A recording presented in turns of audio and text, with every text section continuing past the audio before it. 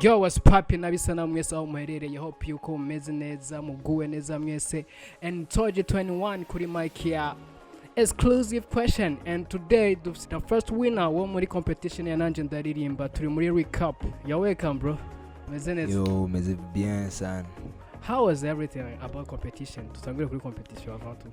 Yo competition yari rugendo rurerure gose umuntu agera ahura n'ama challenges yagera ahura na experience yagera ronka muri ikiganwa byari ibintu byiza gose guhura n'abandi bantu bafise impano nyinshi zitandukanye bashoboye byari ibintu byiza gose kandi byamfashije gose muri karere yiwanje no mu buzima bw'iwanje bw'umuziki nashoboye kuhigira byinshi kandi narashoboye kwiyameliora tara yiwanje mfise no kubona urugero rw'iwanje aho ngeza no kubona ukuntu abantu bakira impano sanzwe mfise cyane kurapa byarangiye cyane gose kuja muri ikiganwa no gushobora kubitahukana. Feelings wagize da gamwanya wakubwiye ati ASGQ by the way ugishika baraguhamagaye mugaca batanga bihenze urakugiza wa kabiri.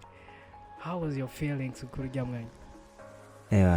Je kweri bavuze ko nabaye wa kabiri hajya igihe bari bihenze musanzwe jewe byaranyohe nibaza byaragaragara barabibonye byarashoboye kunezera kuba nari muri batatu ba mbere ariko uko ugira kurikirana n'ubwa mbere abo twari kumwe ama interviews twagira baratubaza ati mbe wifuza kuba kangahe wa mbere cyangwa kangahe benshi nyine barashobora kwishura ko bifuza kuba ba mbere ariko je gusa nibyo mu mutima narifuza kuba wa mbere ariko no kutaba wa mbere ntaco byari kuntwara gusa mbone gusa ko ndi muri batatu ba mbere umva nibyo niko niyumva je nabona umengo kuja muri batatu ba mbere birakwiye ariko rero narabaye surprised gose numvise ko mbaye wa mbere ho munezero acyuba mwishi gose ndagiye bamvuga ati vraiment bino bintu I can't believe ingene byagenze nabona umengo ni ibintu nyene biri miracles navuga ati bino bintu bibaye nibiki byashoboye kundyohera gose.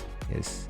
Yeah, it's 5 minutes yo breaking down ibintu byose tuyumva muri twebwe ariko yes bitakunze ko tubishikiriza abandi. So here we go. Turafisa gakemanya hajya boss yamaye ngo ndaguhe.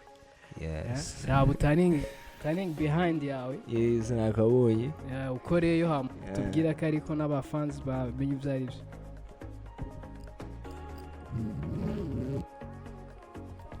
Yeah, tugire papa agakemanya baki. Ndabonye ma questions exclusive questions ntangure gusoma amace rishura cyane mwanya ni gwa. So nimereye kuri question ya mbere bambajije ati nihe experience igoye nagize muri nanje ndaririmba ntigeze mbwira umuntu n'umwe. Ndavuga yuko experience igoye cyambere na mbere ari kurimbira kuri live kuri live music. It was my first time. Byari bigoye sana gusa nashoboye kuyadapta kandi nta mwanya munini byantwaye kuyadapta. Nashoboye kubifata n'ingoga bituma ngera ku rundi rugero ntari bwagere ko bituma nshobora kumenya uko kuririmbira kuri live biciye muri Sanamu Media. Niyo experience igoye kuko byari byoroshe kuyiririmbira ko ari ryo rya mbere. So indi question ya kabiri ati nikihe kintu cyashikiye kikantangaza kikanantwenza muri competition. Ikintu cambere cyanshikiye cyantangaje kandi kikantwenza no kuba wa mbere mw'ihiganwa. Kuba umuntu wa mbere mw'ihiganwa byarangyoheye gose byarashoboye kuntwenza kandi byarantangaje kuko ntabyo nari niteze. So ikintu nakoze mu buzima ntazopfa nibabariye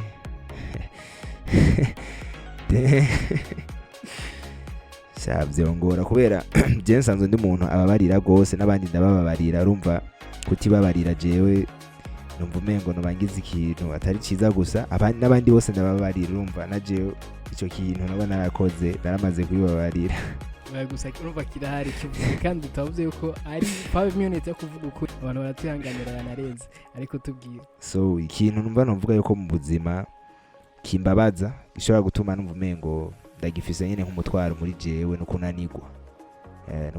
Hano hose nananiwe n'ubu ndacabyibuka ndashobora kuvuga nko kwishuri nta nshobora kuba naradubuye ku ishuri bigumbingumamo kunanirwa kwirinda byanka turetse no ku ishuri nk'ama competitions no bamaze guparticipa mu bintu byo gutamba ko nsanzwe ndi n'umudanseur nabyo nyene kunanirwa je n'ibintu bimbabaza cyane nico kintu numva umengo muri domaine zose iyo nkoze ikintu kikananira nico kintu gihora kimbabaza mu buzima so ikintu wakoze ukumva ko wishimye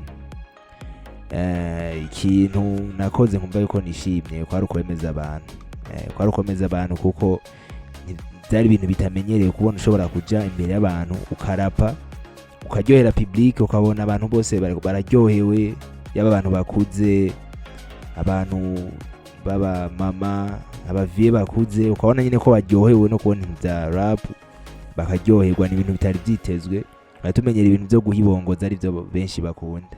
Yes. Yo, thank you JQ and thank you too. Akabazo kanyuma numvise no kubaza nabwo katarimo ngaho onye.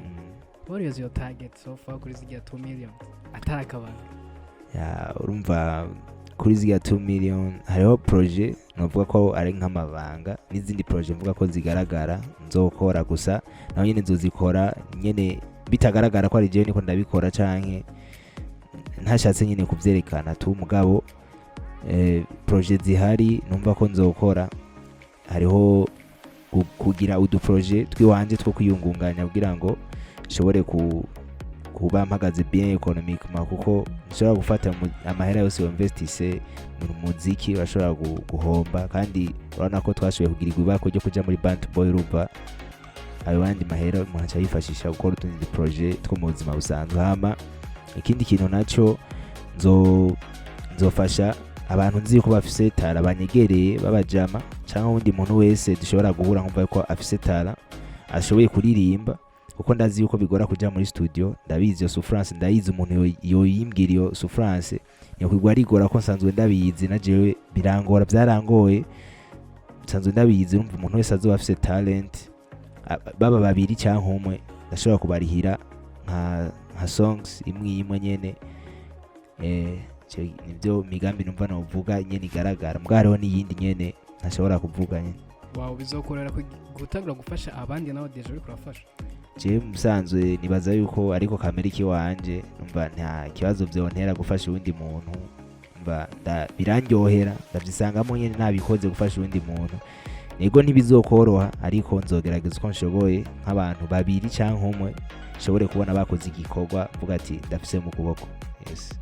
Kabazo kanyuma guys mutuhanganire ibintu ndumva byaryoshe bigeze kuri bade atarukunyegeza abantu cyangwa atakutunyegeza Bantu Boy bimeze gute bigeze hehe ijana muri amaze gusinya ko Bantu Boy duheruka tubibwirwa kuri stage nyene turaryoherwa turishima tumva ko tugiye kuja muri label novuga ko ari label y'indoto ari label abantu benshi babifuza kujamo Bantu Boy vraiment ubu kugeza ubu kuri no mwanya ibiri unofficial nibiraba official bien ko turi muri Bantu Boy nyene officially. Yes. Thank you GQ. Thank you and thank for everybody.